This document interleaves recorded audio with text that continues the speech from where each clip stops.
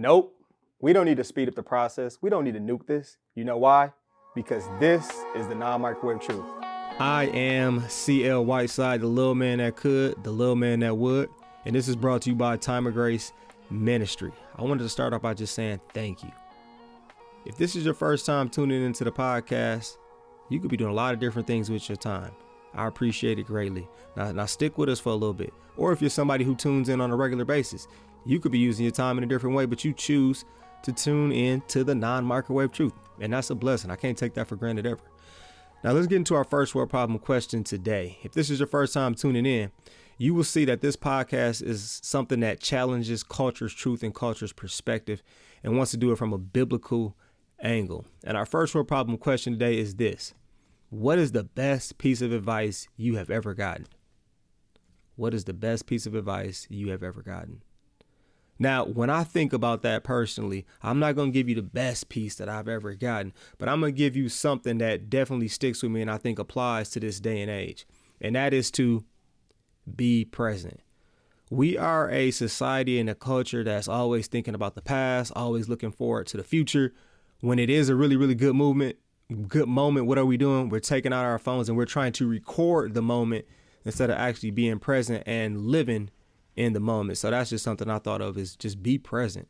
How many of you are actually present and just thinking about what is going on right then there, what is taking place, enjoying that moment, looking at the flowers in front of you, looking at how God is blessing you, looking at the door that is possibly open or closing. Like, how many of you are actually present? But I want to hear from you. Instagram or Twitter, my handle is ChampionLife23. I want to hear from you. What is the best piece of advice you have ever gotten? And if you're on YouTube, definitely drop it in the comments. Bless some other people right now. Best piece of advice you have ever gotten. And this is our first world problem. It is dinner time.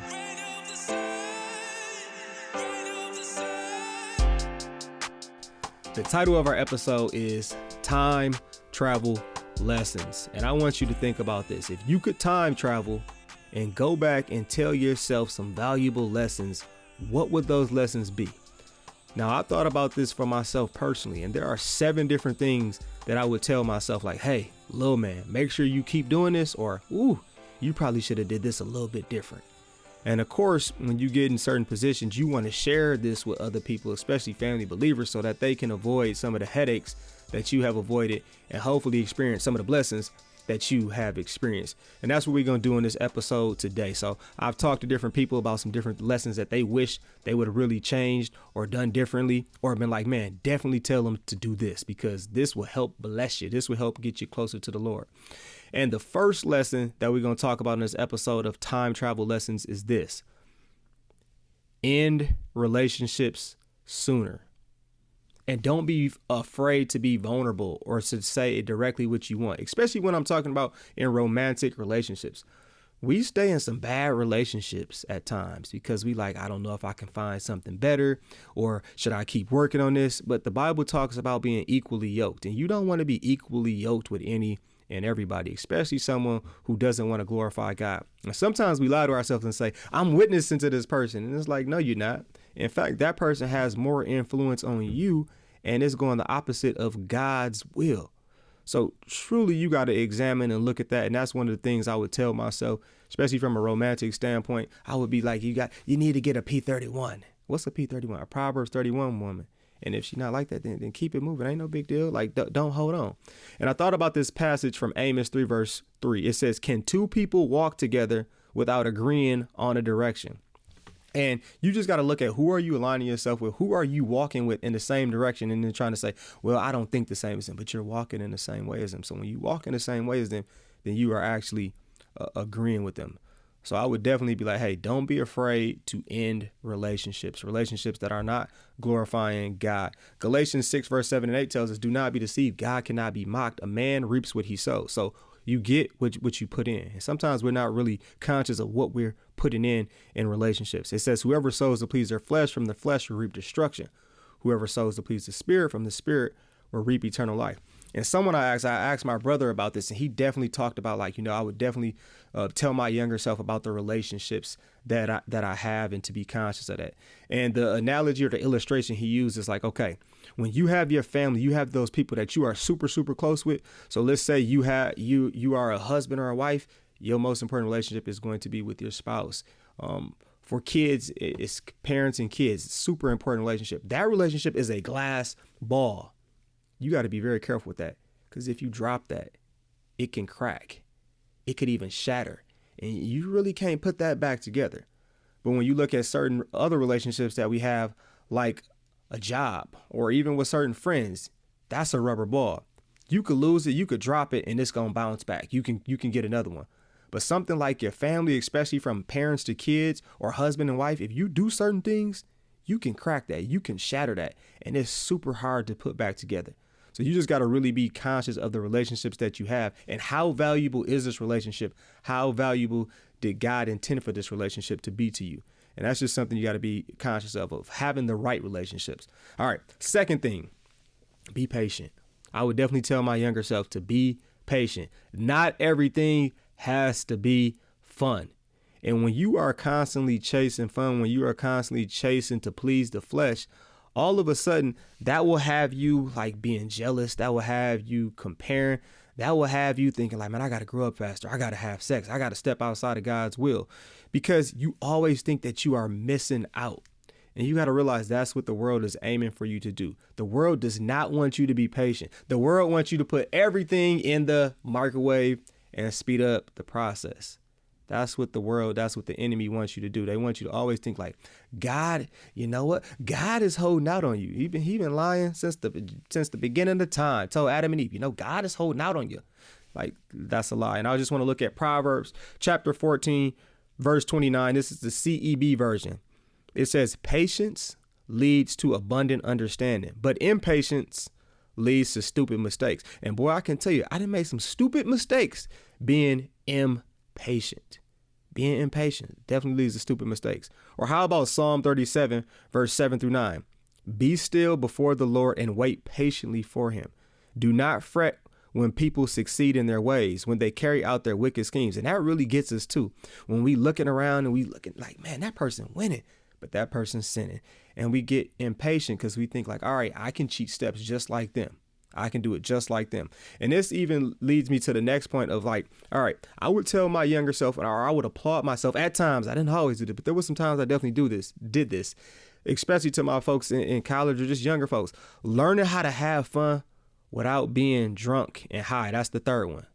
That's a valuable lesson where I'm like, all right, that was a good thing. Learning how to have fun without being drunk and high. And when we look at 1 Peter chapter 5, I'm going to read this to you. It talks about why we want to be sober of mind. Like, why do we want to be sober of mind? It said, God opposes the proud, but shows favor to the humble. A lot of times when we're getting drunk, when we're getting high, we are trying to be prideful in a way. We are not being humble in any form or fashion. It says, humble yourselves, therefore, under God's mighty hand, that he may lift you up in due time. Cast all your anxiety on him because he cares for you. Be alert and of sober mind. Your enemy, the devil, prowls around like a roaring lion looking for someone to devour. And I can tell you, I have done some of the dumbest and the stupidest things under the influence of something. Like you ain't always got to be drunk. You ain't always got to be high. Learn to have fun in a different way. It says, resist him, standing firm in the faith, because you know that the family of believers throughout the world is undergoing the same kind of suffering. And when you aren't alert and when you aren't of sober mind, you are literally stepping in the trap of the enemy. So it's so important. One of the greatest lessons is learn how to have fun, learn how to do things without being drunk or high all the time or at all period. Because God wants us to be alert and of sober mind. So you don't even need, when you drink, you don't need to drink to get drunk. And a lot of y'all need to put that down. You ain't doing it for no medical purposes. Put the weed down, man. Put it down. But I do think you have to have some type of thing to replace that, are like, how do I learn how to have fun? I think for me, competition is fun. So for me, it was once hooping. Now, I'm getting a little older. All right, let's play some tennis. Like I enjoy competing in some form or fashion. We can play cards. We can play spades. We can play euchre. If you play spades or euchre, you can get at me. You're not going to be able to beat me, but you still can have fun doing it. You can have fun losing to me. And that's okay. even just playing any type of game for me, catchphrase, connect four. Sometimes it's just about talking to people and having different relationships, learning how to be a friend to somebody. Like that can be fun. Reading. And I would encourage you, if you're going to read some stuff, read some Christ-centered stuff, because reading is getting even crazy too. Like reading is getting just like the TV, where they're all adding all of these other influences of the world and of the enemy inside of it. So just be aware of that. And on this episode of Time Travel Lessons, the fourth thing that we're going to look at, the fourth lesson that I would say is this: don't be a victim. Do not be a victim. And I'm starting to see so many people who are building relationships and bonds based off of trauma. But when I look at a lot of things that I've done in my life, I can make excuses and I can try to play the victim. But a lot of times it comes down to taking ownership and understanding you can control what you can control. You still can control your responses.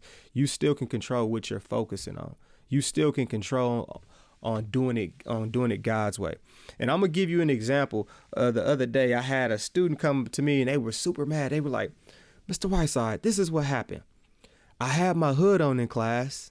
Okay, you're not supposed to have your hood on in class. And the teacher told me to take it off, and I took it off. Good. But then I looked over and I looked at another student and they were breaking dress code. And he didn't say anything to them.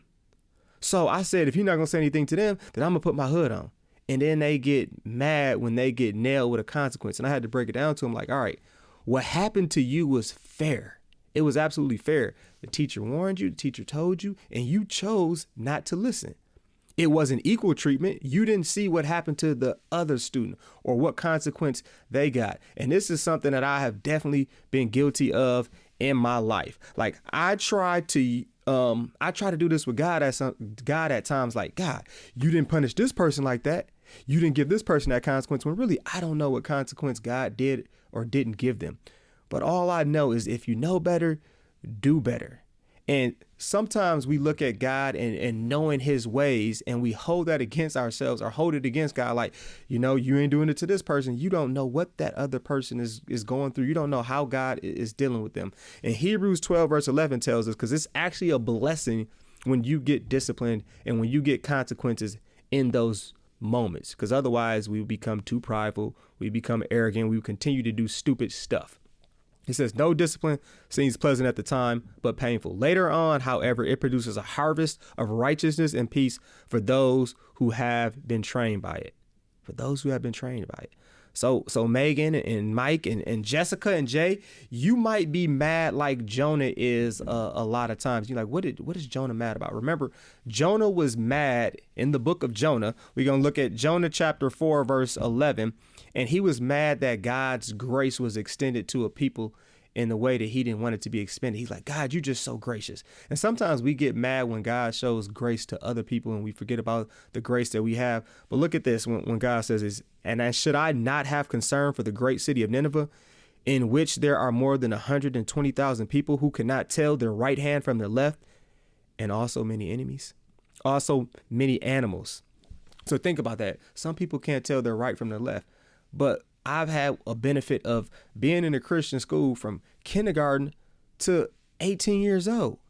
I should know better. I should absolutely know better. But sometimes I would get mad at God and say, God, you're not giving this person a consequence. And it's like, that don't have anything to do with you. I have a different plan for you. You don't know what's happening with this person. You don't know what consequence they are getting. But you just have to remember that when we do get disciplined, it's actually a blessing. And what it can produce righteousness and harvest for those who have been trained by it. Righteousness and peace for those who have been trained by it. And then Ephesians 5 verse 11 just reminds us, have nothing to do with the fruitless deeds of darkness, but rather expose them. Because you got to think about verse 8 before this just talked about how they live as children of light. So that's my fourth lesson. Don't be a victim. Don't try to build trauma bonds. Take ownership. Control what you can control. Don't be mad at God when you feel like he's not punishing someone in the way that you feel like they should be punished, because then you're trying to play God. And I've definitely done that too. All right. Lesson number 5. Having something to hang your hat on and not afraid to try different hats. So what I mean by that is we are in a society that's always like, focus on this, be great at this. And you should find something to be great at. But what you got to realize is that Most of us want to be great at something that gives us a lot of money, gives us a lot of honor, gives us a lot of status. But we should learn to be great at any and everything that we possibly try when it comes to glorifying God, and just realize like, all right, my purpose is focusing on finding something that can make a difference for God versus just trying to find something that's going to make money and put me on a pedestal and make me feel like I'm the greatest and the best. So, and I would say just trying different hats on. Sometimes we get so tunnel vision, and I see this especially with athletes all the time, where it's like, man, I have to be great at this. I have to be great at this. And then they forget there are other things that they can be good at or really, really great at and can glorify God. Look at what Colossians 3 verse 23 and 24 tells us. Whatever you do, work at it with all your heart as working for the Lord and not for human masters, since you know that you receive an inheritance from the Lord as a reward. It is the Lord Christ you are serving. So that's one of the greatest lessons, like being good at not just one thing, but trying to be great at a number of different things, especially a number of different things that glorify God. So you can switch up your hat. You can take off your hat and put on a different type of hat. And don't be afraid to try on different hats and things that glorify God. So many times, like, I'm not good at that. You're not good at that because you never tried it. You haven't put any time in it. God allows you to be great at more than one thing in a lot of cases. He definitely does. The sixth lesson that I want to give you is be bold about God before anything else. Be bold about God before anything else. And it's like, why? We can be bold for God because of what Jesus Christ has done for us, how he has won salvation for us, how he has declared you a victor, how he has declared you a champion. Like, he's on your team. You got the coldest dude in the game. Like, you can be bold. You can definitely be bold. And if you're not being bold for God, what does that lead to? What's the opposite of that then? A lot of times, if you're not being bold, that means you're being scary. That means you're being anxious. That means you're being hopeless. That means you're being a goat for the enemy. Like, you can create a new idol on accident. You being a goat for the enemy instead of being a sheep, instead of being a follower for Christ. And I just want to give you some examples in the Bible of people that were bold. They were bold for God before anything else. We be bold for some wrong things. We be bold for some stuff we shouldn't be bold for, but being bold for God and what that did for them in their life. Think about David, young shepherd boy David, 1 Samuel chapter 17. He was bold. He saw a giant and he wanted all the smoke. He said, I'm going to do this for the Lord. Like, y'all going to let him talk crazy about our God? Like, no, let me get this. Let me get your equipment. No, this too big. I got to just go with the slingshot and the rock. He was bold for God, though. And look at how that propelled and changed his life. Look at Caleb and Joshua. Bold for God. Bold for God. When everybody else was scared, everybody else was looking at all the possible problems, what was the opposite of? They were scary, they were anxious, they were worried. Things that God tells us not to be. They were bold for God, and they remembered who God is, who God was, who God will always be, the deliverer, the person who led them out of Egypt, the person who had them walk across the Red Sea, the person who delivers and is that good. That's what they remember. Think about Esther. Read the book of Esther sometime when you get a chance. She was bold for God. So think about Esther finally got some status. She finally got some honor. She was queen. And she was like, ooh, I don't know if I want to say something. I don't know if I want to do it. I might lose this spot. And how many times are we like, man, I don't want to say anything because I don't want to lose my position of honor. I don't want to lose my position of status. But Esther's like, no, I need to be bold for God. And that saved her people. That saved her people. Or think about Shadrach, Meshach, and Abednego in Daniel chapter 3, when he's like, you need to bow down and worship me. And they're like, nope, I'm not bowing down and worshiping you. I am not giving you that type of honor and respect of God. Like, that is only for God. Look at how bold they were. Look at how bold they were. And think about some opportunities that you're going to have to be bold. What are you going to do? And that's something I would definitely tell my younger self. And even sometimes you will get thrown into the fiery furnace when you are bold for God. But you have to realize that God is going to provide a way out. God is going to provide something for you to learn, something for you to gain that is so invaluable that the enemy wants you to be like, no, close that door. Go do it the other way. And we got to think about Shadrach, Meshach, and Abednego in those times, because it's going to get hot. It's going to get hot. But you can realize that God is going to send his angels. He's going to be there for you in those times. And the last thing is this. The seventh thing is this. constantly dwell upon and remember how real and how covered I am in God's grace. Because when you live life, it's a highly likely chance that you have done something stupid. Or is that just me? Some things where you are embarrassed, some things that you are just shameful of, some things that you like, man, this is a skeleton and I don't want nobody to ever know about this. Like, this makes me so unworthy. This makes me so filthy. You have to remember God's grace in those moments. And that's something I would tell my younger self, because at times when we forget about God's grace, we forget about God's compassion, we forget that he paid for those stupid mistakes, those sins. We are like Adam and Eve, and sometimes we try to hide and go away from God. And that's not what God wants you to do. God wants you to come to him and say, hey, you my son, you my daughter, give me some love, give me a hug. I am here for you. And that's a lesson that I will always share with people. And that's a lesson that I would definitely share with my younger self. Like, remember that you are covered in God's grace because of the blood that he covered himself with. We are now declared clean. We are now declared righteous because of Jesus Christ and that. So a summary of all these things, if you were like, man, one thing, love the Lord your God with all your heart, because he is worthy of loving. He gives us so many different reasons to love him. And there are so many different lessons that you can take and be like, you know what, Lord, you done blessed me so much.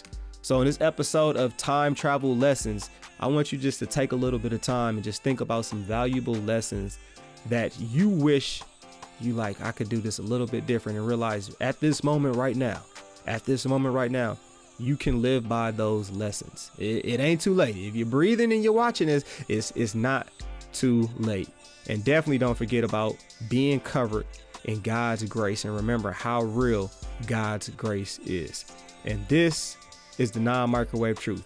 Thanks for joining me on this episode of Time Travel Lessons. Now, this is definitely one of those episodes. You got some friends, you got some family members, share it with them just to be like, hey, I was thinking about you. Here are some valuable lessons that I thought of, my brother CL thought of, and share it with them. Peace, punch, Captain Crunch. Say no to drugs and yes to Jesus. I am out.